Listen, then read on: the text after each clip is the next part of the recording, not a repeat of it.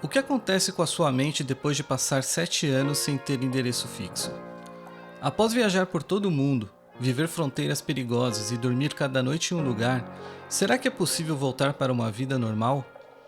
Estar de volta a uma rotina fixa se torna um porto seguro ou uma prisão? Hoje eu estou na casa de um dos caras que mais me inspirou a mudar de vida, Plácido Salles, do Livre Partida. Ele viveu na estrada quando quase ninguém no Brasil fazia isso. E hoje ele vai revelar a verdade, aquela que os viajantes que retornam de uma vida normal nunca mostram. Como é afinal voltar para casa? Mas para entender o agora, a gente precisa voltar para o quilômetro zero. A viagem ela só existe por causa da Mari. Essa ideia de ficar um tempo viajando era uma ideia dela, né? E a gente estava junto há pouco tempo, nem namorando oficialmente a gente estava, assim. E aí ela compartilha comigo que ela tinha essa intenção de ficar um tempo viajando, mas a princípio era um sabático, assim, sabe? Tirar um ano e viajar de carro, e a primeira ideia era a Kombi, né? Viajar de carro. Aí a gente desenvolveu um pouquinho mais a ideia, então vamos viajar de Kombi pela América do Sul. Era essa a ideia, por um ano. Beleza. Então a gente começou a primeira ideia foi fazer o FDK, Fundo da Combosa, né? Pra gente juntar uma graninha e conseguir tirar esse um aninho pra viajar. Mas, nessa onda de buscar referências, a gente começou a travar contato com o pessoal que estava viajando o mundo, com projetos muito mais ambiciosos, né? E aí, não fazia mais sentido ficar só um ano pela América do Sul, sabe? Porque a gente queria conhecer outros lugares também. E aí isso cresceu para uma eventual volta ao mundo e tal, mas de uma forma bem livre, né? Porque um dos nossos valores, assim, na época era justamente essa liberdade, né? A liberdade de viajar e viver a vida do jeito que encontrar, da melhor forma que faz sentido, né? Então, por isso veio também o nome Livre Partida dentro desse processo de fazer um brainstormingzinho, né? De eventuais nomes para o nosso projeto, assim. Então, a ideia da viagem começou assim, dela, com a intenção de viajar por um tempo, buscando referências, com a intenção de ser o mais livre e desapegado possível, cresceu por viajar o mundo e concluiu-se, pelo menos da minha parte, vivendo 7 anos, viajando, uma vida totalmente nômade, com várias formas diferentes. A gente viajou de carro, viajou de mochila, viajou um tempo em cada lugar, morando um tempo em cada lugar. Então, principalmente esses 3 tipos, né? Esses 3 estilos de viagem numa vida nômade, né? A maioria das pessoas vive no automático, sem se dar conta de que a vida delas, no fundo, se resume a correr para pagar boletos. Mas, em determinado momento, alguns poucos despertam desse torpor social, e a necessidade de sair dessa corrida dos ratos vira o principal objetivo. Isso aconteceu comigo e provavelmente com muitos de vocês que estão aqui assistindo. Mas como isso aconteceu para o Plácido? A resposta dele não poderia ser mais surpreendente. Não era uma ideia minha viajar. Eu gostava de viajar, sempre gostei, principalmente de acampar. Eu gostava de viagens mais ao ar livre, sem ser muito pantufa, né? Sem ser coisas muito cheia de estrutura e tal. Eu gostava de me aventurar na natureza. Só que nunca foi uma ideia viajar ao mundo. Mas eu tava feliz em São Paulo, tranquilo, assim. Era uma vidinha simples que eu tinha, entendeu? Eu sou uma pessoa que gosto de parceria e de estimular as pessoas que estão comigo, sabe? Seja na relação que for, sabe? Se a pessoa tem uma ideia, eu vou estimulá-la a ir atrás dessa ideia e realizar aquele objetivo contribuindo da forma que eu puder. Eu gosto disso, tenho tesão nisso. Então, quando ela veio com essa ideia, me pareceu muito promissora, assim, me pareceu muito legal, sabe? E eu abracei essa ideia. E muitas vezes, pelo fato de eu engajar muito, em vários momentos ela questionou aquela decisão dela, aquela vontade dela, por medo, enfim, por inúmeros sentimentos e questões dela. E eu sempre me mantive muito firme. Não, vamos fazer, vai dar certo, vai ser legal pra caramba, entendeu? Então a relação era muito sinérgica por conta disso, assim, sabe? Tipo, os dois se complementavam muito bem, que é o que resultou no sucesso da viagem, né? Mas pra mim foi do caralho, né? Dizem por aí que os opostos se atraem, mas eu confesso que nunca concordei muito com essa frase. No entanto, a Mari conta no livro do Livre Partida que a viagem só aconteceu por causa do Plácido. E ele me disse exatamente o contrário, que a jornada só foi possível por causa dela, que ambos eram diferentes e que só por isso deu certo. Diante deste impasse, eu achei melhor deixar que ele explicasse como essa sinergia funcionou na prática.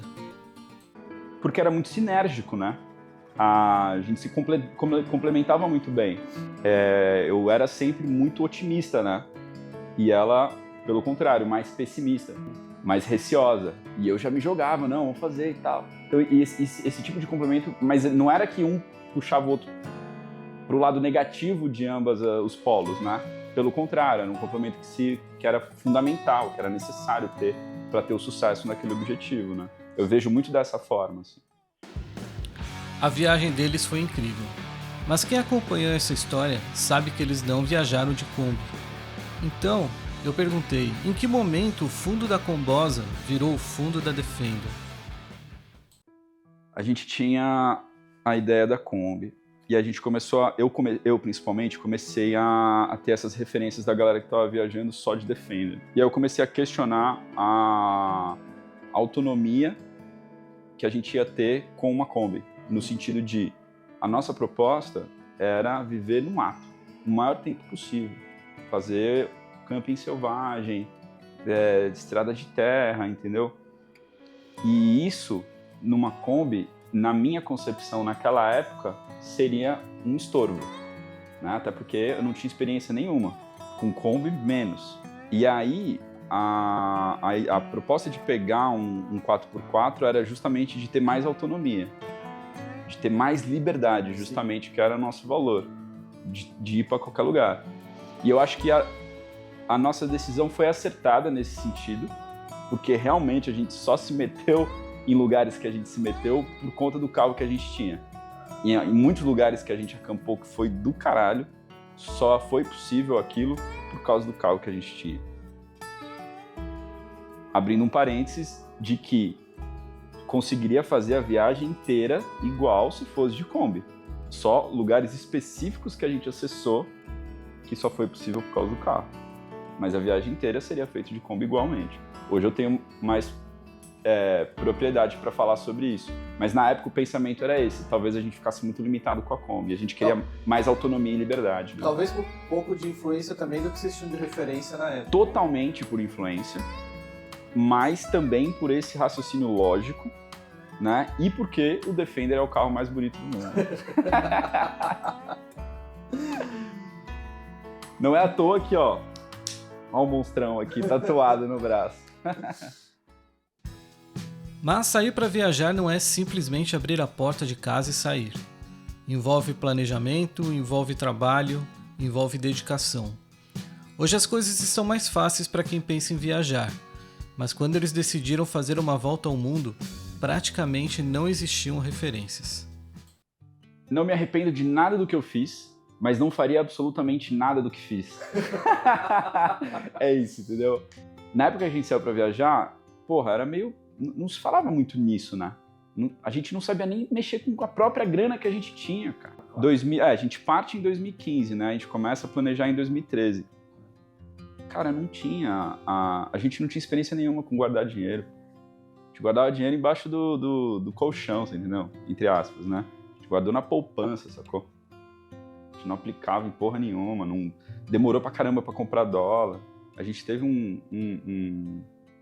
a gente levou uma rasteira, porque quando a gente começou a planejar, a gente guardou em real, muito porque a gente precisava comprar carro, fazer uma série de coisas, mas já era para ter comprado dólar, porque o dólar, ele duplicou o valor do real na época. A gente perdeu grana. 4 e pouco. Começou com 2,30, quando a gente comprou dólar por 4,90. Então, assim, tudo que a gente tinha calculado de dinheiro, que ia dar certo se a gente, né? Se o dólar se mantivesse estável desde então, por 2 e pouco, a gente fez a conta por 2,50, era para ser arredondando para cima ainda. Uhum. Se o dólar se mantivesse nesse valor, beleza, só que não. cortou pela metade. Sacou? Então, assim, tudo isso pra resumir que a gente, não tinha experiência nenhuma, informação nenhuma sobre como lidar com o dinheiro, como fazer mais dinheiro na internet e etc. Então, qual que eram as soluções que a gente tinha? Vender lanchinho na praia, entendeu? Vender brigadeiro, vender camiseta. Aí, o canal nem surgiu com essa ideia de monetizar. Não, a ideia do canal era só para registrar a viagem, para compartilhar com a minha mãe, entendeu? Depois que ele cresceu, que começou a rentabilizar, mas a gente só conseguiu grana com o canal depois, bem depois, entendeu? Bem depois da viagem. Bem depois da viagem. Sim. Grana mesmo, assim, entrando todo mês, já era, a gente tá falando de 2018, 2019, entendeu? Que a gente vendia rede, a gente vendia camiseta, fazia as intervenções, né, as apresentações, a gente trabalhou em alguns lugares durante a viagem, então tudo isso ajudou para ir, né, incrementando ali, eram uns pingadinhos que entravam, né? No caso de trabalhar, não, isso aí foi determinante, né? Inclusive a venda do Defend. Tá? Isso, né? Então, assim, tudo isso foi determinante para que a gente conseguisse continuar viajando. O lance era, a gente tinha que dar um jeito, você entendeu? Tipo, o sonho era viajar, então você tem que dar um jeito, cara, se vira. Não interessa se você não tem informação. O que te dá tesão e brilho nos olhos para fazer, você vai fazer sorrindo, né? A gente dormia pouco, trabalhava pra caramba. Os dois... Quanto tempo isso? Quanto tempo que a gente ficou assim? E o tempo do planejamento, né? Que foram uns 2 anos e pouco. Trabalhando muito, porque a gente é autônomo, então a gente não tinha salário, né? Tanto que a gente trabalhava e era esperto dentro da profissão, a gente colhia de grana. Então a gente trabalhava muito, aumentou muito a arrecadação com a principal fonte de renda, que era o nosso trabalho, e ficava fazendo outras coisas em paralelo, né? Cara, tinha um determinado momento ali que a gente abriu várias fontes de arrecadação diferentes, né? Para conseguir viabilizar isso. Então, mas tudo isso foi com esse motivo de se libertar, né? De viajar, de viver viajando. Daria para fazer algo mais inteligente? Sem dúvida. Se eu fizesse hoje, seria muito mais fácil, você entendeu? Uhum. Mas eu não me arrependo, não, cara. Foi muito aprendizado, justamente, né? O conhecimento adquirido no processo valeu a pena. Eu não sabia absolutamente nada, não sabia dirigir, não sabia gravar, não sabia editar, não sabia fazer dinheiro, não sabia guardar dinheiro, não sabia inglês, não sabia espanhol, não sabia porra nenhuma, cara. Fui aprendendo in loco, na prática, fazendo. O Plácido traz uma opinião da qual eu concordo 100% com ele. A verdade é que quando queremos realmente fazer algo, quando nos colocamos em movimento, as coisas simplesmente acontecem. Cara, se você quer mesmo, você faz, entendeu? Qualquer coisa. Você quer mesmo? Porque essa pergunta envolve, você dar essa resposta envolve você estudar, você fazer, você quebrar a cara, você errar, sabe? Então você quer mesmo? Porque se você quiser mesmo, você vai conseguir.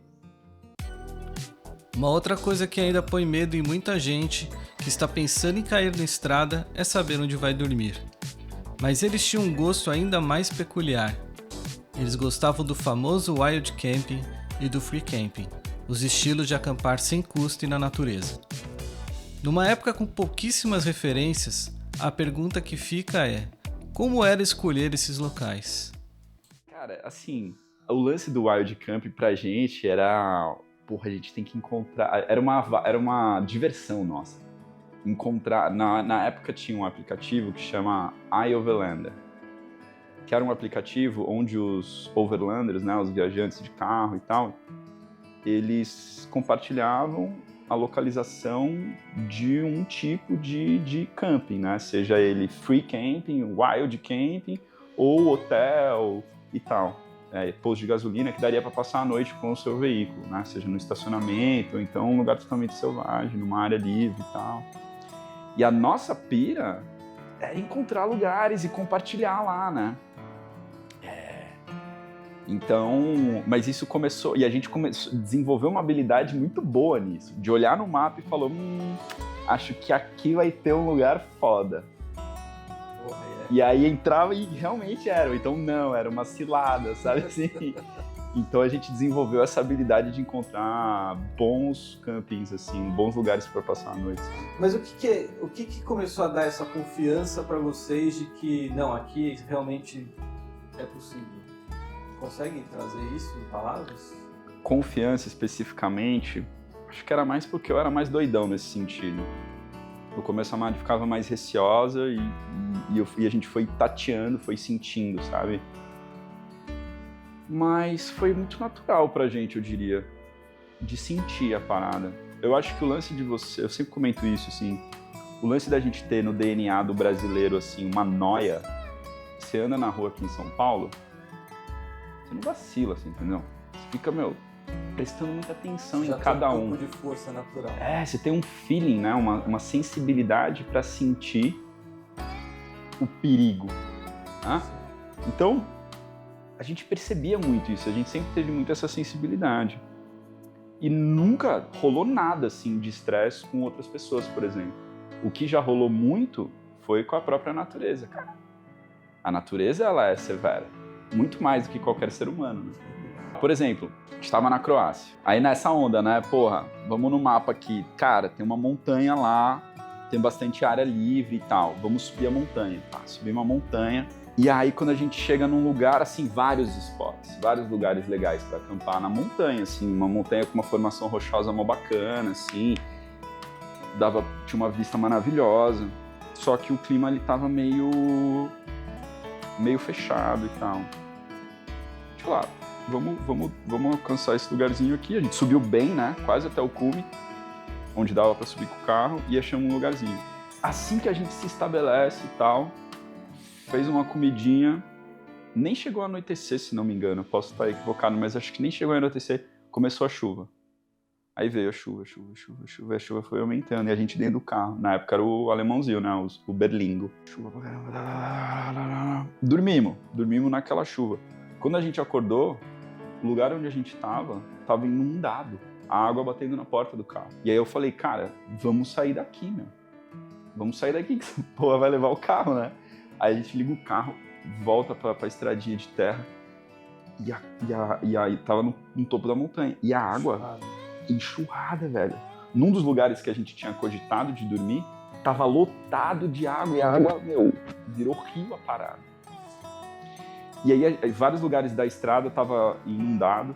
Enfim, aí a chuva deu uma parada, a gente conseguiu chegar até a cidade lá embaixo, no pé da serrinha ali. Pedra tinha rolado. Foi, assim, o pior temporal da vida daquelas pessoas ali dentro, ali naquela cidade, da região, assim, muito raio. A gente até se questiona, porra, eu tô seguro dentro de um carro? Você começa a questionar, né? Cara, tipo assim, o raio, a chuva, cara, muita coisa pode ter acontecido ali. Podia ter acontecido ali, sabe? Sim. Pedras, assim, as pedras, era uma região rochosa e as pedras tinham rolado montanha abaixo. A nossa sorte é que a gente chegou bem no alto da montanha. Se a gente tivesse acampado mais para baixo, cara, ia ter rolado uma fatalidade, sem dúvida. Então esse foi um episódio de alguns que rolaram nesse sentido. Frio, né? Acampar no frio é bem complexo, de bicho, né? Enfim, a natureza, ela é sempre muito mais complexa e difícil de você prever o que pode acontecer.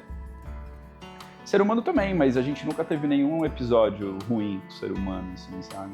Muito por conta dessa habilidade de sentir o local. A gente deu muita sorte pro azar, mas nós tivemos muito mais sorte do que azar. Acho que é mais ou menos por aí. Outra questão que sempre vem à tona em relação a esse tipo de viagens mais longas é sobre o convívio do casal. O Plácido fala um pouco sobre isso também. Em relação ao convívio, no começo foi um pouco mais complexo, nos 2, 3 primeiros meses.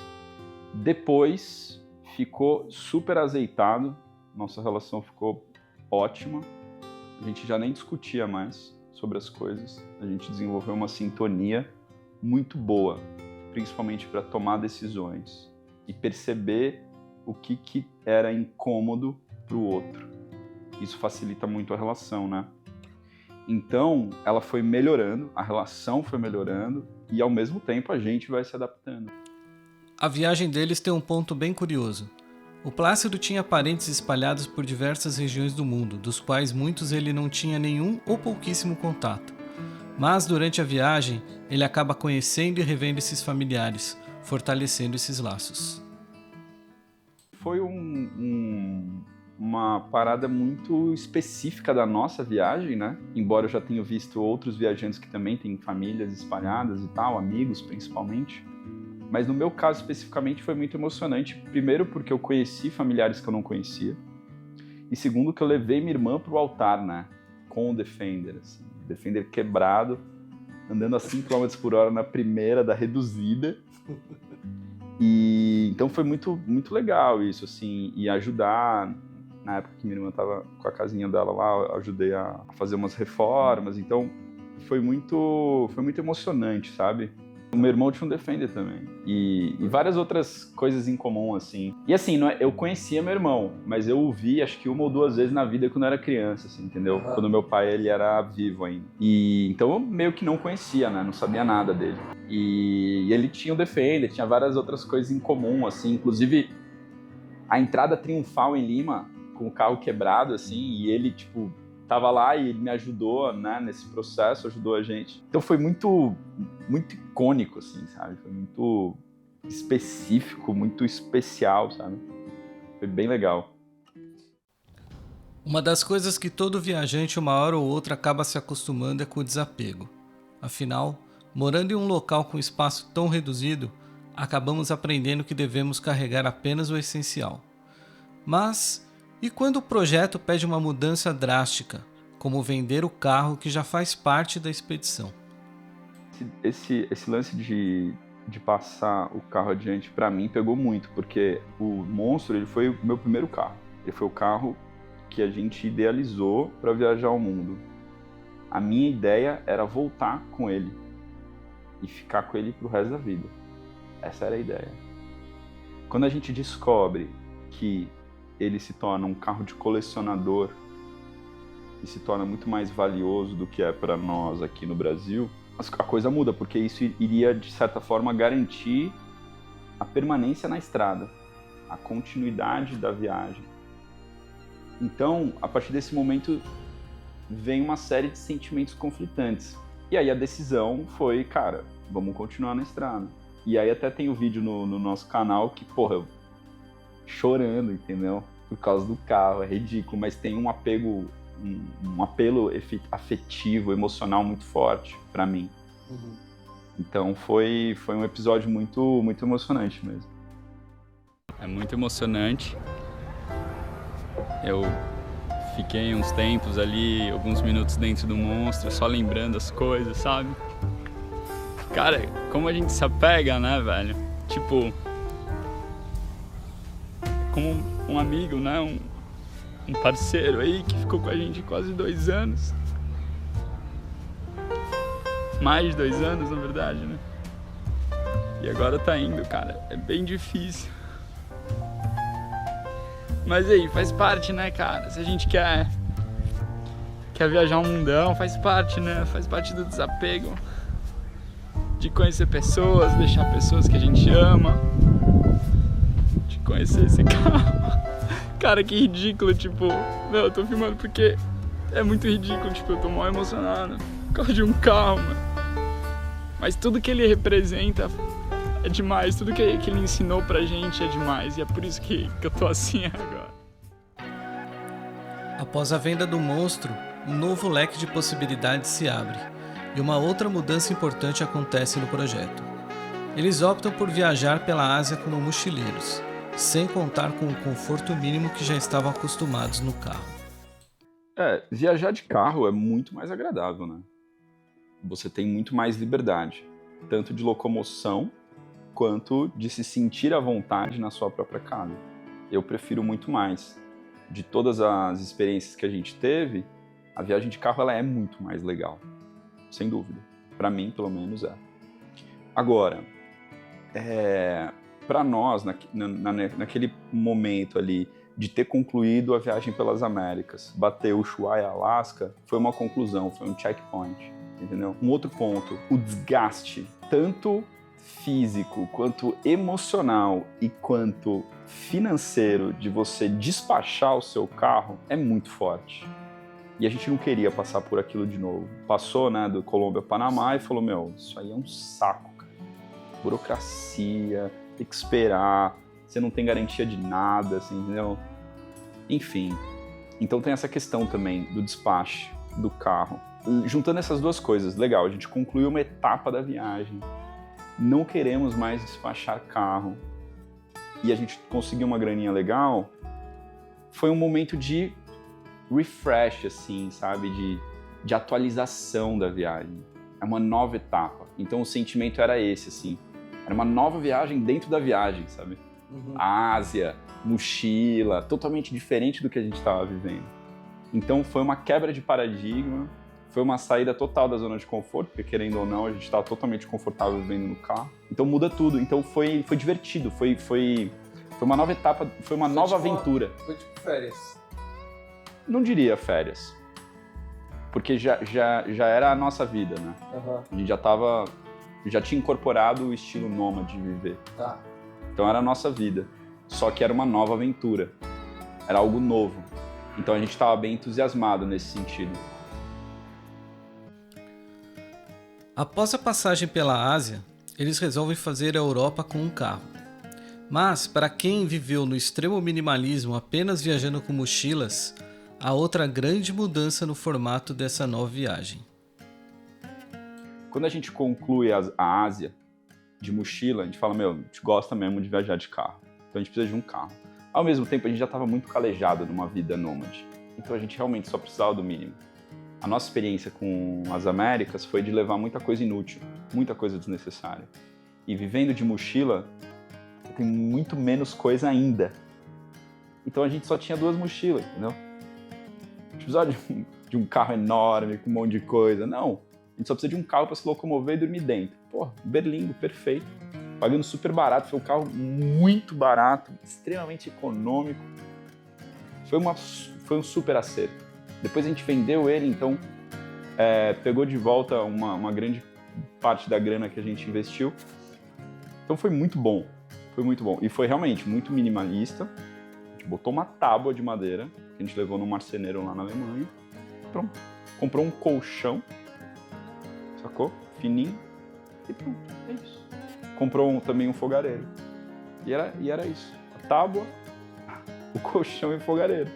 E como foi enfrentar o frio da Noruega com esse carro? Não, na Noruega tava quente, porque a gente foi no ápice do verão, né?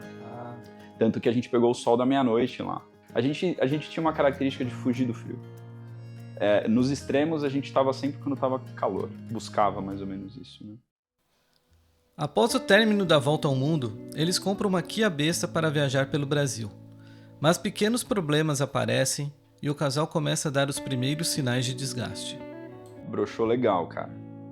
O lance do documento da bestinha broxou legal. Aí o policial parou a gente, pegou a habilitação da Mari e nos multou porque a carteira de habilitação dos dois é carta B e, como consta no documento do veículo, é micro-ônibus, né? Passageiro micro-ônibus, só com carta D. Mas não foi só o caso dela. Quando a gente conclui a viagem, em 2018, a gente vem com a ideia de lançar o livro. Então, a gente ficou um tempo para lançar o livro. A gente lança o livro, já com a ideia de sair para viajar de novo. Só que o carro fica engasopado por causa do documento. E nessa a gente perdeu aí, sei lá, acho que foram uns 3 ou 4 meses.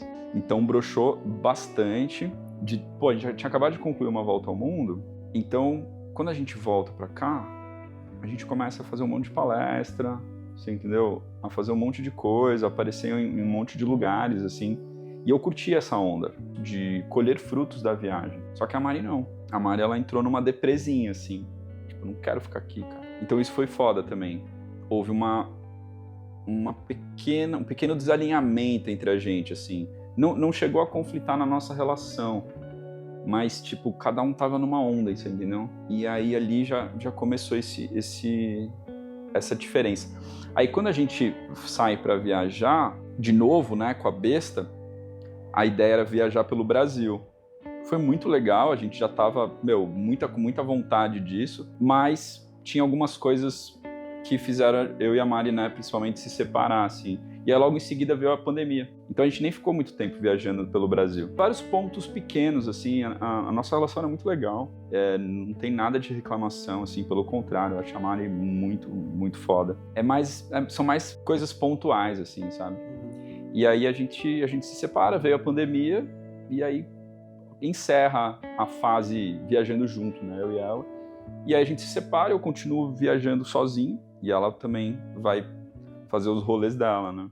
Após o fim do relacionamento com a Mari, Plácido decide enfrentar um novo desafio, talvez o maior de todos: viajar do Uruguai até o Rio de Janeiro, andando. Cara, o rolê do Beach Walker foi muito louco, assim, porque eu tava em Pipa já há 5 meses. Foi em janeiro de 2021 que eu fui pra Pipa, né? Quando foi ali mais ou menos em maio ou abril, não sei exatamente, a agência lá responsável por esse projeto da Johnny Walker entra em contato comigo por conta do Livre Partida, prospectando uma galera para fazer esse rolê, né? Beach Walker, para quem não sabe, eu saí andando a ideia era sair andando do Uruguai até o Rio de Janeiro pela praia, fazendo entrevistas relacionadas à questão dos resíduos nas praias, do lixo. E aí essa agência prospectou alguns nomes assim de viajantes que estavam meio no hype assim na época. E aí entraram em contato comigo e eu fui selecionado. Eu achei uma ótima ideia, né? Uma nova aventura, algo que eu nunca tinha feito, né? Viajar andando literalmente, né? E foi isso mesmo, você saiu lá do Uruguai e foi até o Rio. Foi. Claro que em alguns pontos, né, não dá para andar, então tinha que pegar ônibus, ou sei lá, carona e tal, e em alguns outros pontos estava com a equipe lá filmando e a gente andava ali com os carros da equipe. Mas o grosso foi andando pela praia. Foi muito louco aquilo, assim, cara, os caras se reinventam. Assim. Então, isso eu acho legal. O lance de livre partida faz sentido por isso, que é livre, você tá totalmente aberto e receptivo para você fazer da tua vida o que você quiser, entendeu? Eu acho que esse lance era o mais legal, assim, do que eu vivi. Tipo, eu tava sedentário, 5 meses já, em Pipa. E de repente eu fui largado na areia, tipo, com a mochilinha ali, numa parada que assim, caraca, velho. Eu andando naquele litoral gaúcho infindável, falando, o que eu tô fazendo aqui, cara? Na Praia do Cassino lá. Porra, os caras chamam de abismo horizontal, meu. Porra, parecia que você tava andando uma esteira, tá ligado? Você não saía do lugar, cara. Aí eu falava, um monte de bolha no pé. Meu pé cresceu um tamanho, cara. Meu tênis não cabia mais no pé, entendeu? Enfim, uma parte de coisa aconteceu e várias vezes eu falava, cara, o que eu tô fazendo aqui? Agora, no final da viagem eu já tava, andarilho profissional, né, cara? Eu cheguei aqui em São Paulo depois, eu nem pegava ônibus, Uber, nada, eu andava, cara. Eu ia daqui até a Vila Madalena andando, sabe? Ai, cara, é louco, né? Como a gente se adapta. Mas enfim, chegamos à pergunta que trouxe você até este vídeo. Plácido, o que sobra de uma viagem? O que sobra da viagem depois que você viaja tanto, né? Depois que você vivencia muita coisa, muito aprendizado, muito aprendizado. Viajar expande sua consciência. Primeiro porque você trava contato com muita coisa diferente do que você está acostumado, com outras línguas. Só o fato de você falar outras línguas, você já tem uma explosão mental absurda. Você ouvir outros sons, outros fonemas, né? Levar contato com outros alfabetos e ter que decifrar isso, tomar decisões rápidas, como é exigido numa viagem de carro, de aventura. Você toma decisão rápida o tempo inteiro. É perrengue. Viajar de carro é perrengue. Isso é importante deixar claro. E sempre quando você passa por perrengues na vida, você melhora, porque você tem muito aprendizado na prática. É um tipo de inteligência vivencial que você desenvolve, que tem que dar certo. Então a gente vivenciou muito isso. Perrengues, pequenos sofrimentos que forjam um caráter mais robusto e resiliente. Então o que sobra? Cara, é difícil de falar, né, velho? Porque eu não sabia nada antes de viajar.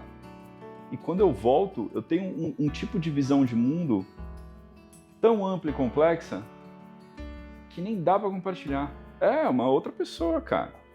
Outra pessoa completamente diferente. Principalmente, a gente já fez vídeo falando sobre essas questões. Acho que o principal fator que é desenvolvido num viajante é a capacidade de adaptar-se. A adaptabilidade.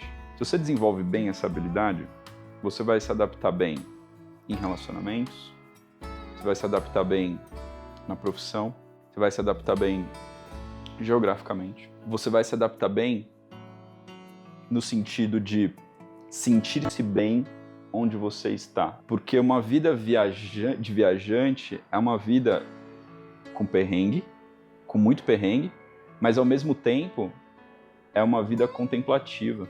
Então você tem muito tempo que você não faz nada, você só contempla. Ao mesmo tempo que você tem muitas aventuras, muitos riscos, você tem muito tempo que você não faz nada.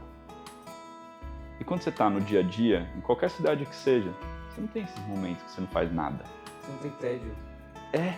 Você se sente um inútil, né? Quando você não está fazendo nada. E numa viagem não. Você parou o carro, você sentou ali e fica lendo, plantinha, entendeu? Só e acabou.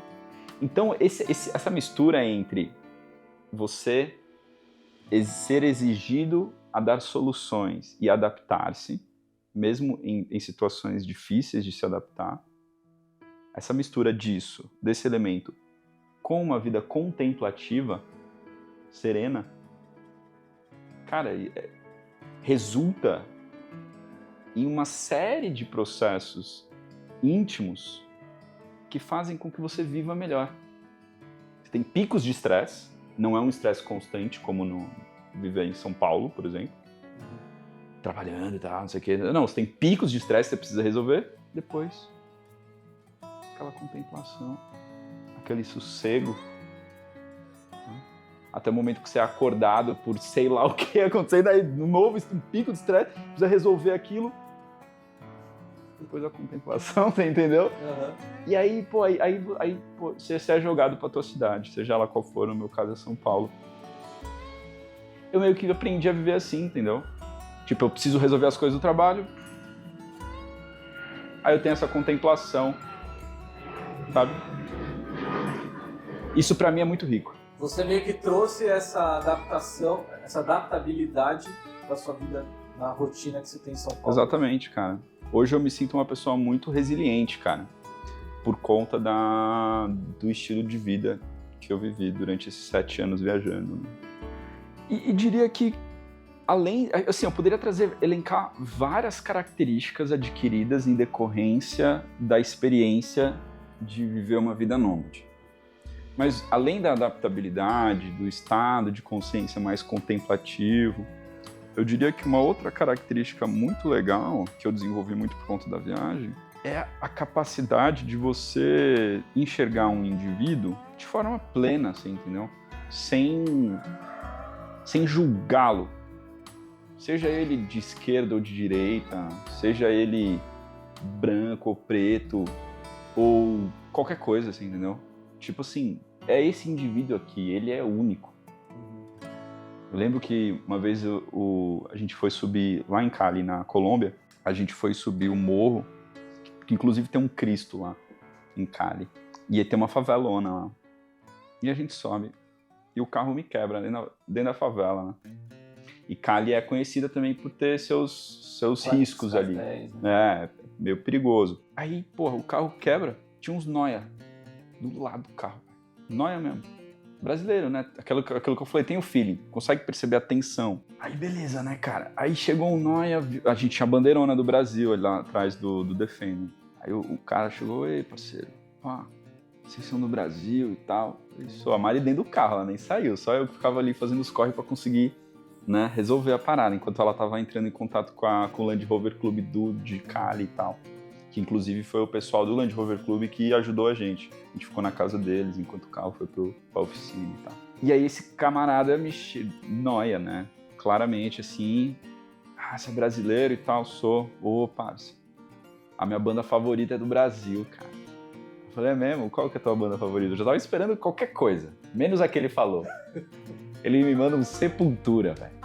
E caralho, é mesmo, Sepultura, tô falando, é mesmo. E aí a gente começou a trocar ideia, assim. Então, é esse tipo de experiência que eu falo. O meu primeiro momento, eu tinha julgado o cara.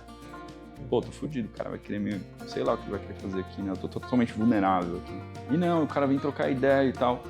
Então, esse é um exemplo de vários, assim, que você olha pra pessoa e tem uma experiência com ela completamente diferente. Assim, isso foram várias as experiências como essa, assim, onde um indivíduo se mostra muito único. É um universo aqui, cara, aquela pessoa, entendeu?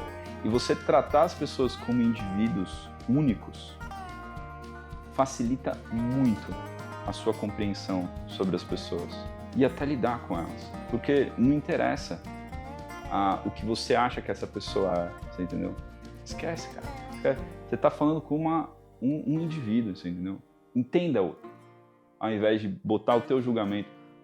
A gente vê as pessoas não como elas são, a gente vê as pessoas como nós somos. E quando você está viajando e você... Adaptabilidade, então você está receptivo, tá com uma parabólica gigantesca na cabeça. Atento, observando, absorvendo. Isso foi uma das coisas que me cansaram um pouco de viajar, porque você fica o tempo inteiro absorvendo coisa nova e com o radar ligado, percebendo. Quando muitas vezes, a maioria das vezes quando eu dormia em lugares abertos, eu não tinha um sono muito profundo. Eu tinha um sono leve, eu acordava com qualquer barulho. Porque é isso, porque você está em estado de alerta, de receptividade, de observação constante. Então isso, quando você traz para as relações interpessoais, é riquíssimo, porque você começa a ter uma leitura da pessoa muito precisa. E você começa a perceber o quanto que isso o quanto você tem a interferência dos seus julgamentos, dos seus paradigmas, das suas concepções, dos seus preconceitos, entendeu? Do que você conhece da vida, das caixinhas que você coloca, principalmente políticas e sociais. E viagem não, viagem você tem que quebrar um pouco isso, ao mesmo tempo ter também. Então você começa a entender muito bem essas divisões, sabe? E imagino que você também consiga viver experiências muito mais discrepantes do que a gente vive aqui. E que muitas vezes conflitam com seus valores.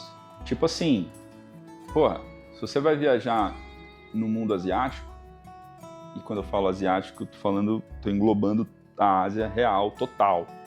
Tá falando desde de muçulmanos, países muçulmanos, que muitas vezes são conflitantes entre si, países que não tem nada a ver, até países budistas, enfim. Muitas vezes você olha coisas que você não concorda por causa da tua visão de mundo. Só que você é obrigado a respeitar aquilo e tentar encontrar uma forma em que você aprecia aquilo de algum jeito.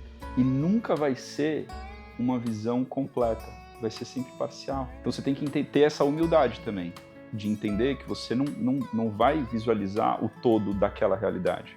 É sempre uma fração. Isso é muito perigoso, porque às vezes você acha que você visitou um lugar e você sabe tudo daquele lugar. Mentira, não sabe nada. Você não sabe nada daquele lugar. Você sabe um pouquinho. Um pouquinho pode parecer bastante. E ainda mais eu, que gostava de pesquisar, entender, conversar com as pessoas sobre a cultura. Eu sempre fui muito curioso em relação a isso. Mas era sempre um pouco. Então você tem que ter a humildade também de saber que você não entende aquele lugar ou aquela pessoa inteiramente. Esse posicionamento de mais humildade da tua parte, como viajante, como estrangeiro naquele local, eu acho que é uma puta lição. Você tá ali como observador, você tá vivenciando, entendeu? Então isso vai tirando um monte de véus, um monte de preconceitos, pré-julgamentos, sabe? E aí faz com que você seja ainda mais receptivo e mais aberto para ter o conhecimento que vem até você, né? Que você desenvolve. Mas e o Livre Partida? Plácido fala sobre seus projetos e o que ele pensa para os próximos anos. O Livre Partida hoje meio que fechou, assim. Fechou, o que tá lá, o que foi vivenciado se mantém. Os vídeos, eles estão alinhados com o livro, né? O livro tem o QR Code para você bater ali e conseguir ser direcionado para o vídeo ao mesmo tempo que você lê as histórias. Então, tá tudo registrado bonitinho. A ideia é não fazer mais nada, assim, nesse sentido, por enquanto. E projeto de vida, cara, eu acho que o mais interessante, assim, que eu tenho em mente é ter uma vida numa fazenda, assim. Ter minha fazendinha, minhas galinhas, entendeu? Minha família. Uma vida simples, no mato, nas montanhas, no Brasil mesmo. E ter uma vida o mais autônoma possível, no sentido de plantar o que eu vou comer, sabe assim? Ter bastante contato com a natureza. Quem sabe ter um Defenderzinho de novo. E é isso, cara. Esses são os planos. Nada muito mirabolante nesse sentido de viagem. Mas, de novo, em alguns momentos depois que eu parei de viajar, né? A gente tá falando de 2022. De 22 para cá, alguns momentos pontuais eu tive o dilema de se voltava a viajar por situações da vida, se eu voltava a viajar ou não, ou se eu me mantinha, né? Estabelecido em algum lugar.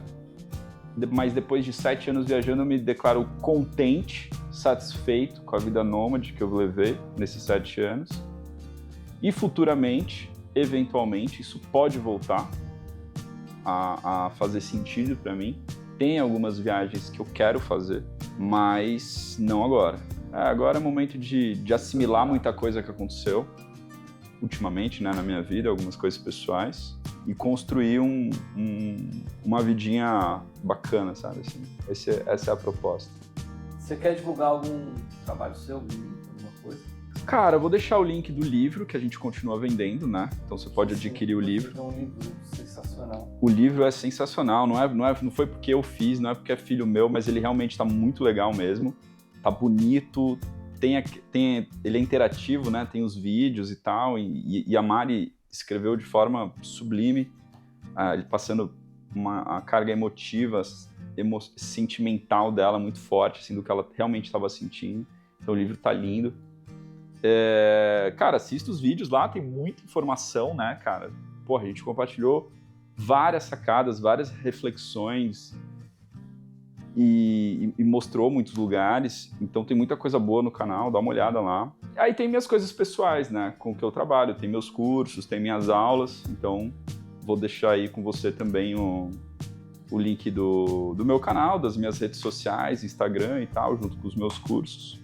E aí, se a galera se interessar por autoconhecimento, desenvolvimento pessoal, flexibilidade, tônus muscular, meditação, é isso, só entrar em contato. E pra gente fechar, se você pudesse entrar numa máquina do tempo e voltar lá no Plácido antes dele viajar, você falaria alguma coisa pra ele? Falaria algumas, né? Algumas tantas, cara.